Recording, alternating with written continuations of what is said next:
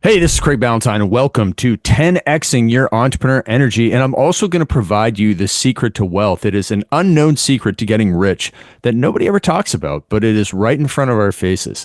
Now, you see, if you're watching this on YouTube, you see the picture of me and my coaches, my coaching team, Daniel Woodrum in the 11 out of 10 hat, Shannon Logan, our sleep expert who gave me some help for the sleep section of this presentation, Galel Fajardo with the big arms, and Gavin McHale, the big man, who is our mindset coach. Now, you're going to learn in this session that if you live longer, you're going to earn more, because it's the number one secret to wealth. And if you're watching this on YouTube, you see a picture of me cold plunging. That's right, doing a polar bear plunge on January 1st of 2025.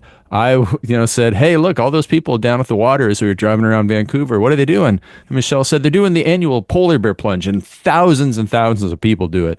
So we went to a different part of the beach, and I went and did my own, and it was a good one. I really enjoyed it. But you can see I still got my six-pack abs at age 49, and you're going to discover how I do that, and with what I eat, how I exercise, all the good stuff today. But let's talk about that number one secret to wealth that has to do with health. If you take a look at Warren Buffett's entire life, you will find that if he died before 65, no one would talk about him, because the way that he compounded his wealth. He was a billionaire at 65, sure, but it wasn't until after age 65 that his wealth started doubling from 10 billion to 17 billion to 36 billion to 58 billion when he was 83 to 109 billion now that he's over 92. And when he was about 65 years old, he was worth $28 billion. But that's what he makes every year now. And so the secret to wealth is simply living longer. Because if you live longer and set up your business properly so that your passive income and your distributions from your investments and your business are more than your lifestyle burn rate, which is a phrase that I borrowed from my mentor, Mark Ford, then you'll never have to draw down from your investments, which means your investments can keep on compounding and creating generational wealth. So when you come to Early to Rise Radio here at the podcast, or our Early to Rise coaching, we show you how to set up your business so that it prints money while you're not working, so that you have income that exceeds your lifestyle. And then that way you can put that money into investments, which will then compound, and you'll never run out of money. In fact, you'll grow your money over and over and over again. And your biggest problem will be what to do with the money, how to protect the money, how to pass on the money as you go forward. So in this session, now that I've revealed the number one secret to wealth, we're going to talk about secrets to health. And we're going to talk about how to squeeze more health and energy from less obsession. I am not a biohacking type of person, and I don't think it's going to get you. The juice isn't worth the squeeze, put it that way. And we're also going to teach you the number one secret to double your deep sleep and all-day energy.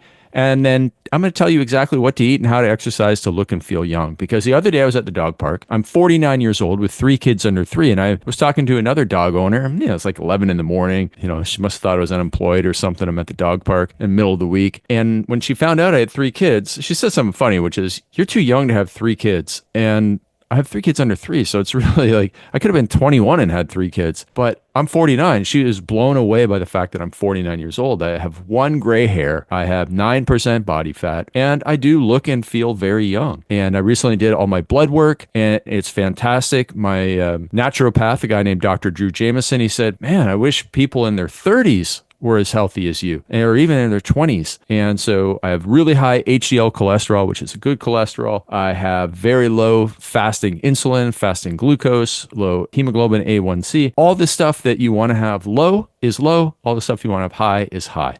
And so I'm not doing anything that anybody can't do, because I follow what's called the 80-20 rule. The 80-20 rule is a principle that asserts that 80% of your outcomes, so 80% comes from 20% of your efforts. So there's really like a vital few is what it's called. There's a vital few activities that give you the most results in life. And this goes for almost anything, from your marriage to your health, to your wealth, to your workouts. Like if you see somebody in the gym for 2 hours, the results they would have got from the first 40 minutes if they trained hard probably gave them 90% of the results. And the other hour and a bit, man, they're just putting too much use on their body. So speaking of workouts that don't put too much use on your body but get you great results, it's the turbulence training workouts. If you're new to my world, you might not know that I was once a fitness expert. And in fact, I sold my first fitness program online in January of 2001. So it's nearly 25 years since I created my turbulence training workouts. And I retired from the fitness industry in 2015. And it was not because I had as much money as Warren Buffett, but it was because I had said that all I could say, like the workouts I created in 2001, I never created better workouts. I created different workouts and body weight workouts and no equipment workouts. So variations of the best workouts, but the best workouts I ever created were when I was,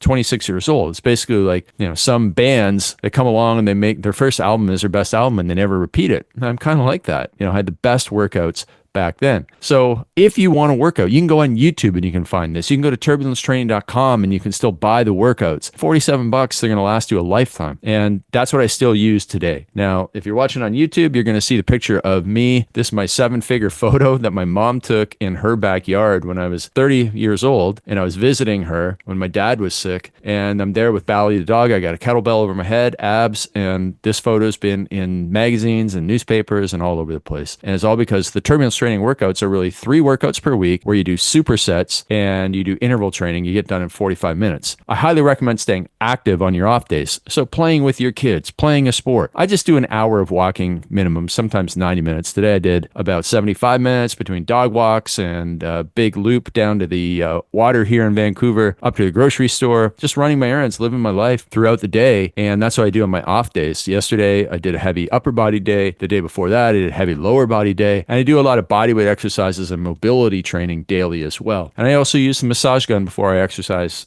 on tight muscles. But that's it. It's not a crazy routine. I don't do CrossFit. I don't go to F45. I don't do anything that would just take a ton of time. I make my life a very active life. So stay active on off days doing real life things, because the key for exercise is to keep it simple, something that you're going to enjoy doing. Because if you enjoy doing it, you will be consistent and persistent, which is the key to success. On the flip side, nutrition is more important than exercise. So in 2009, I did a funny video on YouTube, and you can look it up. It's called Diet versus Exercise. And it's been watched about a couple 100,000 times. And my friend Brad Pilon is in the video with me. He's got a box of pizza and a soda, and we're in a gym. And I'm working out, and he's got all this food. And the point of this is I was going to exercise really hard until he finished eating the pizza. So he finished the pizza and the soda in about 4.5 minutes. And I ran at a speed that burned about 14 calories a minute. So I burned about 60 calories in the time that took him to eat 1,200 calories, 1,000 or so calories from the pizza. And then he drank a soda. And we made another video about an hour later.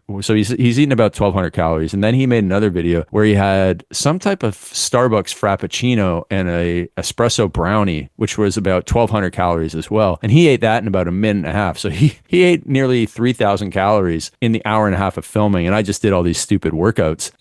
And, that was fun. But it proves the point that, on Christmas Day or Thanksgiving Day, when you eat 2,000, 3,000, 4,000 calories at one meal, to burn those calories off, you'd have to go and run a marathon, because you burn about 100 calories per mile of running. So if you overeat on one of those days by 2,500 calories, you'd have to run a marathon the next day to burn off all the calories. Diet beats exercise, just whoops it. And so if you exercise regularly, but your diet is horrible and you can't understand why you can't lose body fat, it's simply that. Because I'm a big believer in calories in versus calories out. If you don't eat, you will lose weight, period, because you will be burning more calories than you're consuming. I don't recommend that as a strategy, but as complex as people like to make nutrition these days, calories in versus calories out is a huge, huge component of weight loss and fat loss. So my daily diet looks like this. Main baseline is to aim to get 1 gram of protein per pound of body weight. I only weigh 160 pounds right now, so I try and get 30 to 40 grams of protein throughout my meals. I wake up in the morning. Man, today I woke up so early because our son, our 5-month-old, he just turned 5 months old. He's teething. He has a cold. He sleeps in our room. I was up so many times, I don't even know if I slept. Well, I know I slept, but I was up at 8 o'clock or 8:30. So I go to bed at 7:30. I was up at 8:30 because he woke up. I was up again at midnight and then 2 o'clock. And then I just couldn't go back to bed. So I went downstairs and I almost finished my new book, The Dark Side of Discipline. We're just turning in the final draft. So I drank a coffee about 4:30 in the morning, just a very small little Nespresso coffee. That's it. And then I had steak, and I didn't have eggs today, but I had some avocado. And then I also had some walnuts. And then meal number 2, I usually have a protein bar and walnuts and dark chocolate. Today I tried some weird kombucha in a can. So I like to have some type of bubbly drink.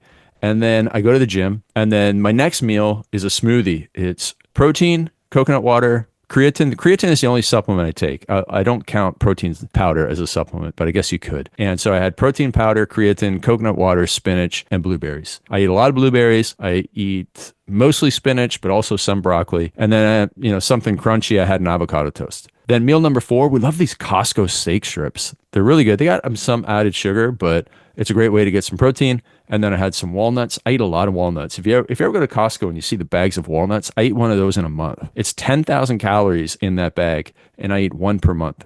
A lot of walnuts, which contributes to my HDL being so high. Meal number 5, we eat dinner at 4 p.m., believe it or not, because our kids go to bed at about 6:30, and I like to eat about 3 hours before I go to bed and be finished so that I do a 12-hour fast between dinner and breakfast. So Michelle, my wife, is into this thing called Fresh Prep, which is like the Canadian version of Blue Apron. And so we get these meals of meat and rice and veggies, and she's awesome. She makes really good stuff. And then I have a little bit of chocolate after, a little bit of dark chocolate or an apple or some grapes or something, because I grew up eating big dinners. And so I need to have a pretty full tummy when I'm done eating. But I do have that cutoff so that I don't overeat, because I only instituted this about 3 months ago. And before that, I was like that dad who was, my kids got a little bit on their plate, I'll just eat it. Oh, they need a little bit of stuff, so I'll just have a little bit of stuff too. And I was going to bed too full. So if I finish eating at 4:30, I get to bed at 7:30. In theory, I should have a good sleep, but I got a kid waking me up all night. So we'll talk about sleep in a second. But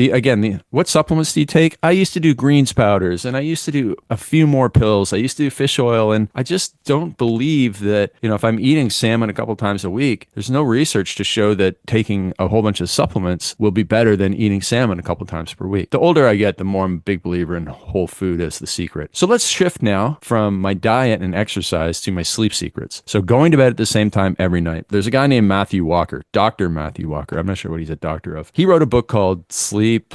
Oh man, I can't even remember the name of it. It's one of the most popular sleep books. My friend Sean Stevenson wrote a book called Sleep Smarter, which is also a very good book. But Dr. Matthew Walker says if there's one thing that he could get people to do, it's simply go to bed at the same time every night. That's the ultimate cheat code for sleeping better, going to sleep better, sleeping longer, sleeping more consistently. It's just going to bed at the same time each night. You'll find a lot of research that suggests that an hour of sleep before midnight is of greater quality than hours of sleep after midnight. So some people say an hour of sleep before midnight is worth 2 hours after. So I go to sleep and get 4 hours of sleep before midnight if my kids don't wake up. And then also my 10-3-2-1-0 formula, which is probably the most ripped off thing that I've ever created. I created turbulence training. My photo got ripped off. My workouts got ripped off. My perfect day formula has been ripped off, but nothing's been more ripped off. So if you go and you type in 10-3-2-1-0 formula on Google, if you search enough, you'll see that my article on medium.com from 2015 or 2017 is a first ever mention of this formula. And rightly so, because I created it. But there are so many people out there who have gotten millions and millions of views talking about this formula. And it's fine. I don't really care. I just think it's funny. And I'm just bragging that I created this. But anyways, the 10-3-2-1-0 formula goes like this: 10 hours before bed, no caffeine. Stop your caffeine intake. So if you're having an espresso or a latte or a cappuccino, I don't think you're allowed to have cappuccinos in the afternoon, according to the Italians. If you're having a monster at 5 o'clock and you can't fall asleep at 11, it's because you had caffeine way too late in the day. 3 hours before bed. If you drink alcohol, stop drinking alcohol 3 hours before bed, which basically means you have to start drinking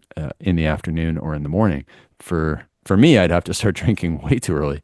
And so I don't drink at all anymore. I quit drinking in November of 2021. But 3 hours before bed, no alcohol, because alcohol might make you sleepy and help get to sleep, but it ruins your deep sleep. So if you simply stop drinking alcohol, your deep sleep will go through the roof. And also stop eating heavy meals. So if you eat a big, giant steak right before bed and a glass of red wine, chances are you're going to have a horrible sleep. And I had a lot of sleeps like that. I love ribeyes. So I used to eat ribeyes and drink Black Russians, which is Kahlua and vodka, and then wonder why I woke up the next morning exhausted. What a horrible combination. I would have that like an hour and a half before bed. And sometimes I'd eat a bunch of chocolate covered almonds after. Oh, man. Such mistakes that I made when I was younger. So 10 hours before bed, no more caffeine. 3 hours before bed, no more alcohol or heavy meals. 2 hours before bed, we stop all work. 1 hour before bed, we hit the reverse alarm, which means that's when we turn off all the electronics. Okay, don't even wear those blue blocker glasses. First of all, you look ridiculous. Second of all, just turn the electronics off and go into Amish hour, which means, you can only do old school activities. So have a bath, talk to your kids, do a jigsaw puzzle, read a book, write in your journal, prepare your meals for tomorrow, do your laundry, do anything but stay glued to electronics. And then finally, 0 is the number of times you hit the snooze button in the morning. If you follow the 10-3-2-1-0 formula, a lot of my coaching clients, because Shannon Logan did this amazing presentation and included this, so many of my clients have gone from half an hour or 1 hour of deep sleep to nearly 2 hours of deep sleep in just a few days. Like in 72 hours at the most, sometimes overnight, simply by making these changes. I also recommend earplugs and an eye mask. You want it dark, you want it silent. Otherwise, I don't use earplugs anymore because what we do is we have all these white noise machines in the house for the kids. And these white noise, we have one in our room. I wish I would have known about white noise machines when I was traveling as a road warrior, because you go to these hotels and like you have no idea what kind of noises you're going to hear all night, whether it's from in the room or outside the hotel. A white noise machine, it's just like this little round circle, like looks like a hockey puck basically. And those things could really help you sleep better. And then you also want a nice cool room, because if you're sleeping and it's too warm, you're going to wake up in the middle of the night. So bottom line, I say no to biohacking. What I do say yes to is preventative testing. So recently, I did a test from this company called Prenovo, and it's a full body MRI. It's 45 minutes. It's an amazing technology they have. You're not in the tube. It's still claustrophobic in a way. After 45 minutes, I was pretty much done with it. You're able to watch Netflix or listen to music. However, the MRI machine makes horrible noises. It's like a machine gun going off, half the time. The machine gun will go off, taking a scan. Then there'll be some silence. Then the machine gun will go off, and it does your entire body in 45 minutes. And the reason why I did this is because if you catch a cancer at stage 1, which is what this full body MRI will do, it also catches MS and a bunch of other neurological diseases. It catches a lot of stuff. And if you catch a cancer at stage 1, like breast cancer, you have a 98% 5-year survival rate. But if you don't catch your cancer until stage 3, you're down to 72% survival. And if you catch it at stage 4, you only have a 1 in 5 chance of surviving for another 5 years. And that's like the best case scenario. Most of the other cancers are far worse than that. My father died, he died of lung cancer probably, but he had colon cancer for about 8 to 10 years before that. He never went to the doctor, and that's what the doctor estimated. And so the colon cancer won't kill you. What will kill you in most cases, but what will kill you in most cases is when the cancer spreads to your bones, your lungs, and then you're a dead man or dead woman, unfortunately. And so Prenovo, their full body MRI, will catch almost all cancers at stage 1. Won't catch skin cancer probably, but so many other tumors will be seen, and you'll be able to do the work to attack it. Now you might say, oh man, well I'd rather not know. Well, listen, just because you don't know you have cancer doesn't make the cancer go away. So it's a $2,500 test. If you contact the company, mention my name, they'll get $300 off. And they're all over North America. They're starting to have some worldwide. I did mine in Vancouver. Toronto is soon opening up, and they're all over the place. And you can choose to ignore it, or you can do it. There's also, I believe, Glial, Glial, Glial, is another company that does a blood test looking for something about cancer metabolites or something from the growth that will also help identify about 50 different types of cancer. So there's some stuff that you can do. Recently, I just got my annual blood work back. So I do this 6, 9, or 12 months apart. I kind of want to get my teeth cleaned, but doing blood work is far more enjoyable than getting my teeth cleaned. And it's much more informative. So it tells you, I get my testosterone done. I get obviously my blood lipids, my triglycerides, my fasting insulin, fasting glucose. I do urine tests as well for all that stuff. And I just work with this guy, Dr. Drew Jameson, up here in Vancouver, and he interprets all my stuff and tells me any changes I need to make. I got some small changes. My LDL is a little bit high, but my HDL is super high, which counteracts the LDL. So he's not too worried about it, but I could probably clean up my Christmas cookie diet a little bit. Had a little bit too much fun over the holidays, so I'll be cutting back. I'm going to drink a little less coffee. I don't drink a lot of coffee. I only have 1 coffee a day, but I'm going to switch some of my coffee to green tea. Coffee is associated with slightly higher LDL. Green tea is associated with getting rid of LDL, so I'm going to make that change. I'm going to up my broccoli intake, and I might have a little bit more whole grains in my diet. Other than that, I don't think I need to make too many changes. It's probably getting rid of the junk. There's a few other supplements that you could do. Psyllium husk for getting rid of LDL cholesterol. Some studies show that is effective as well. And I may venture into getting a coronary CAT scan. So there's a couple ways you can do it. You can do a coronary angiogram, which takes a look at your arteries and sees if any of them are occluded. So, basically if they're getting closed up. Or you can do a coronary calcium score, which Dr. Peter Attia talks about getting in his book Outlive. I haven't done either of them yet. The Cleveland Clinic or Journal of Clinical Medicine, I was reading a study that says, listen, you're probably not going to change anything if you know this information, and it might just make you worry and do more tests. So some people say doing these tests will just cause you to do more tests and get you a little bit obsessed. But one of my mentors, a guy named Dr. John Berardi, recommends simple 3 testing: annual blood work, coronary CT scan every 3 to 5 years, and pre-novo full body MRI every 3 to 5 years. And it's pretty simple, 80-20 for sure. So last thing I want to mention is this book, Outlive, The Science and Art of Longevity by Dr. Peter Attia. I heard about it for many years, but I thought it was all about biohacking. And I'm not a biohacker, so why would I want to read this? But it's not. He actually dispels a lot of the biohacking myths. And he even says that fasting is not really, any better than eating a healthy diet, which I'm happy to hear about because I think life is too short to fast, whether you're doing it for 18 hours or 24 hours or 7 days like some people do. So anyways, it's a good book. There's a lot of science that you can just skip over, but it's a good book and really simplifies a lot of the important stuff. And then all of a sudden, I thought the book was done. There's one chapter left and you get into it. And it's about how Dr. Peter Attia had real anger management issues. And he talks about like getting so angry, he's ripping his shirt off like the Incredible Hulk. And I'm like, wow, man. I mean, I know I get upset sometimes, but I'm not like that. And he shared this really excellent diagram in his book in that final chapter. And he talks about we have a window of distress tolerance. So if you think about a tough day at work and you go home and, your dog, moved your shoe from one side of the room to the other. And on a normal day, you'd be like, yeah, okay, the dog moved the shoe. Hey, don't do that anymore, dog. But if you've had a really tough day, your window of distress tolerance has been compressed. And so you go home and something sets you off and you yell at the dog because it moved your shoe, or, you snap at your kids, or you snap at your partner, or, you start binge drinking, or you're watching Netflix or binge eating or something like that and not going to the gym. It's because your window of distress tolerance has been compressed. Now,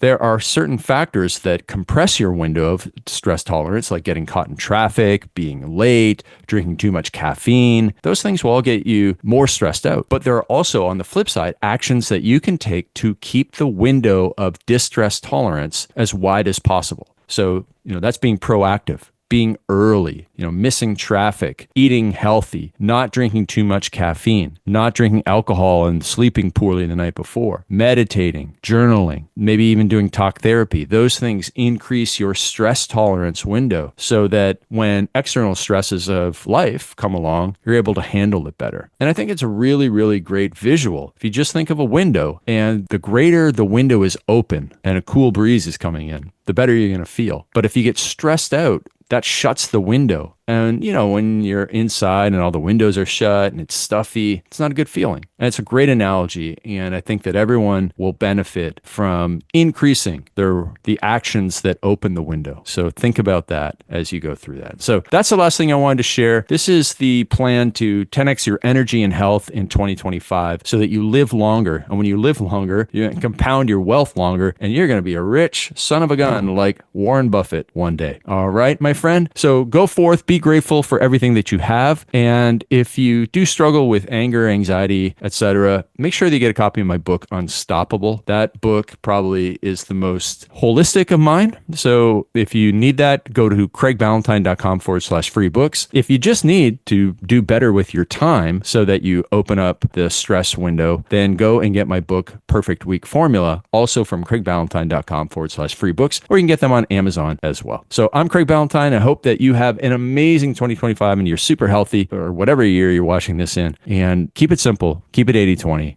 and you're going to get the maximum results in the minimum time.